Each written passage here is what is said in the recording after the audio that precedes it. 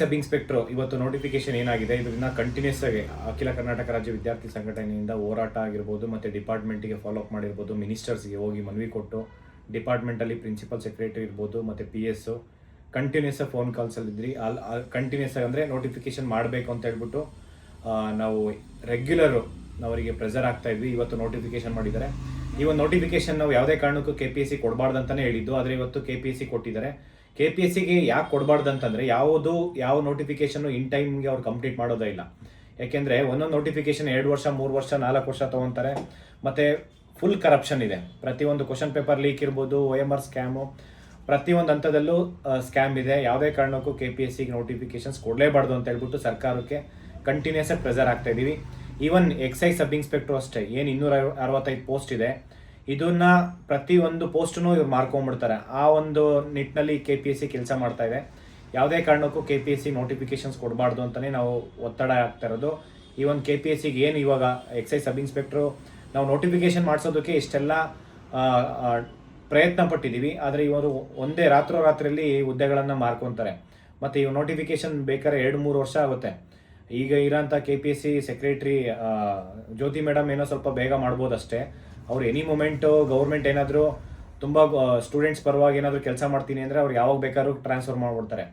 ಹಂಗಾಗಿ ಈವನ್ KPSCಲಿ 2016ರಲ್ಲಿ ಆಗಿರೋಂಥ motor vehicle inspector additional select ಲಿಸ್ಟೇ ಬಿಡ್ತಾ ಇಲ್ಲ ಇಲ್ಲಿವರೆಗೂ.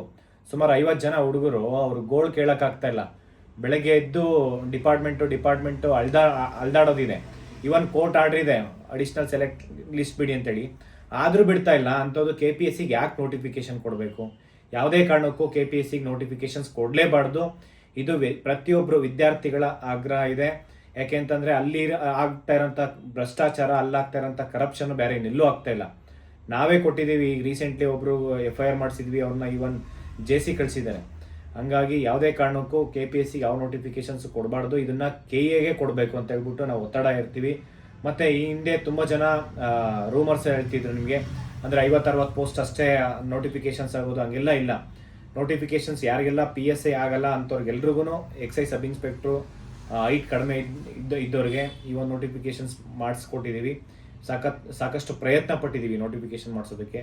ಮತ್ತು ಏನು ಪ್ರಮೋಷನ್ ತುಂಬ ಜನ ಡಿಪಾರ್ಟ್ಮೆಂಟ್ ಒಳಗಡೆ ಪ್ರಮೋಷನ್ಸ್ ಆಗಿದ್ರು ಕೂಡ 265 ಹುದ್ದೆಗಳನ್ನು ನೋಟಿಫಿಕೇಶನ್ ಮಾಡಬೇಕು ಅಂತ ಹೇಳ್ಬಿಟ್ಟು ಸಾಕಷ್ಟು ಒತ್ತಡ ಏರಿದ್ದೀವಿ.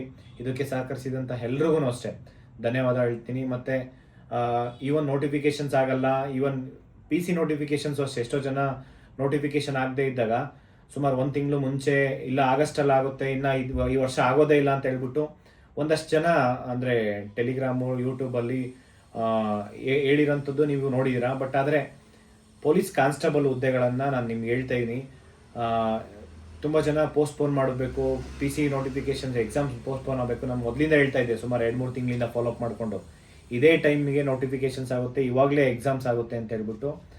ಅದ್ರ ಪ್ರಕಾರ ಆದರೂ ಅಟ್ಲೀಸ್ಟ್ ತುಂಬ ಸೀರಿಯಸ್ ಆಗಿ ಓದ್ಕೊಳ್ಳಿ ಅಂತ ಹೇಳಿ. ಯಾಕೆಂದರೆ ಯಾರಿಗೂ ಡಿಮೋಟಿವೇಟ್ ಮಾಡೋದಾಗಿರ್ಬೋದು, ಮತ್ತು ಎಕ್ಸಾಮ್ಸ್ ಓದಬಾರ್ದು ಅನ್ನೋ ಥರ ಎಕ್ಸಾಮ್ ಪೋಸ್ಟ್ಪೋನ್ ಆಗುತ್ತೆ, ಎಕ್ಸಾಮ್ ಆಗಲ್ಲ, ಈ ರೀತಿ ದಯವಿಟ್ಟು ಯಾರೂ ಅಷ್ಟೇ, ಯಾವ ಕೋಚಿಂಗ್ ಇನ್ಸ್ಟಿಟ್ಯೂಟ್ ಇರ್ಬೋದು, ಯಾವುದೇ ಯೂಟ್ಯೂಬರ್ಸ್ ಇರ್ಬೋದು, ಯಾವುದೇ ಸಂಘಟನೆಗಳಿರ್ಬೋದು, ದಯವಿಟ್ಟು ಈ ವಾಸ್ತವ ಸತ್ಯ ತಿಳ್ಕೊಂಡು ಮಾತಾಡೋದನ್ನು ಕಲಿಬೇಕಾಗುತ್ತೆ. ಯಾಕೆಂದರೆ ಡಿಪಾರ್ಟ್ಮೆಂಟ್ ಆಗಿರ್ಬೋದು, ಈ ಒಂದು ರೆಕ್ರೂಟ್ಮೆಂಟ್ ಬೋರ್ಡ್ ಇರ್ಬೋದು, ಕೆಲವೊಂದು ಸಿಚುವೇಷನಲ್ಲಿ ನಾವು ಹೆಂಗೆ ಒತ್ತಡ ಏರ್ತೀವಿ ಅದ್ರ ಪ್ರಕಾರ ನೋಟಿಫಿಕೇಶನ್ಸ್ ಆಗುತ್ತೆ. ಈವನ್ ಸರ್ಕಾರಕ್ಕೂ ಅಷ್ಟೇ 1-2 ದಿನದ ಪ್ರಯತ್ನ ಅಲ್ಲ, ಇದು ಕಂಟಿನ್ಯೂಸ್ ಆಗಿ ಎಫರ್ಟ್ಸ್ ಹಾಕಿ ನೋಟಿಫಿಕೇಶನ್ ಮಾಡಿಸ್ತಾ ಇರೋದು. ಇದೇ ತಿಂಗಳು ಅಂದರೆ ಎಲ್ಲ ನೋಟಿಫಿಕೇಶನ್ಸ್ ಆಗಬೇಕಂತ ಹೇಳ್ಬಿಟ್ಟು. ಮತ್ತು ವಿತಿನ್ 6 ಮಂತಲ್ಲಿ ಒಂದು ಈವೆಂಟ್ ಆಫ್ ಕ್ಯಾಲೆಂಡರ್ ಇರಬೇಕಂತ ಹೇಳ್ಬಿಟ್ಟು ನಾವೇ ಪ್ರೆಸರ್ ಆಗ್ತಾ ಇದ್ದೀವಿ. ಮತ್ತು ಈ ಒಂದು 56,000 ಜೊತೆಲಿ ಇದೇ ವರ್ಷ ಇನ್ನೂ 50,000 ವೇಕೆನ್ಸಿ ಫಿಲ್ ಮಾಡಬೇಕಂತ ಹೇಳ್ಬಿಟ್ಟು ಪ್ರಯತ್ನ ಮಾಡ್ತಾ ಇದ್ದೀವಿ. ಯಾರೆಲ್ಲ ಕಷ್ಟಪಟ್ಟು ಓದ್ತಾ ಇದ್ದೀರಾ, ಪ್ರಾಮಾಣಿಕವಾಗಿ ಓದ್ತಾ ಇದ್ದೀರಾ, ಅಂಥವ್ರಿಗೆ ಎಲ್ರಿಗೂ ಜಾಬ್ ಸಿಗಬೇಕಂತ ಒಂದೇ ಒಂದು ಉದ್ದೇಶದಿಂದ ನೋಟಿಫಿಕೇಶನ್ ಮಾಡಿಸ್ತಾ ಇರೋಂಥದ್ದು. ಈ ಒಂದು ಎಕ್ಸೈಸ್ ಸಬ್ ಇನ್ಸ್ಪೆಕ್ಟರ್ ಅಷ್ಟೇ. KPSCಗೆ ಮತ್ತೆ ಹೇಳ್ತಾ ಇದ್ದೀನಿ, ಯಾವುದೇ ಕಾರಣಕ್ಕೂ KPSC ಕೊಡಬಾರ್ದು.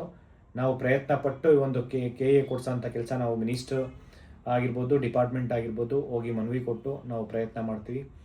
ಎಲ್ರಿಗೂ ಒಳ್ಳೆಯದಾಗಲಿ. ತುಂಬ ಸಿನ್ಸಿಯರಾಗಿ ಓದ್ಕೊಳ್ಳಿ. ಇವತ್ತಿಂದ ಪ್ರತಿಯೊಂದು ನಿಮಿಷನೂ ಇಂಪಾರ್ಟೆಂಟ್ ಇದೆ. ತುಂಬ ಸೀರಿಯಸ್ಸಾಗಿ ಓದ್ಕೊಳ್ಳಿ. ಎಲ್ಲ ಡಿಪಾರ್ಟ್ಮೆಂಟಿಂದ ಹೋಗ್ತಾ ಇದ್ದೀವಿ, ಎಲ್ಲ ಡಿಪಾರ್ಟ್ಮೆಂಟಿಂದ ನೋಟಿಫಿಕೇಶನ್ ಮಾಡಿಸೋಂಥ ಪ್ರಯತ್ನ ಮಾಡ್ತಾಯಿದ್ದೀವಿ.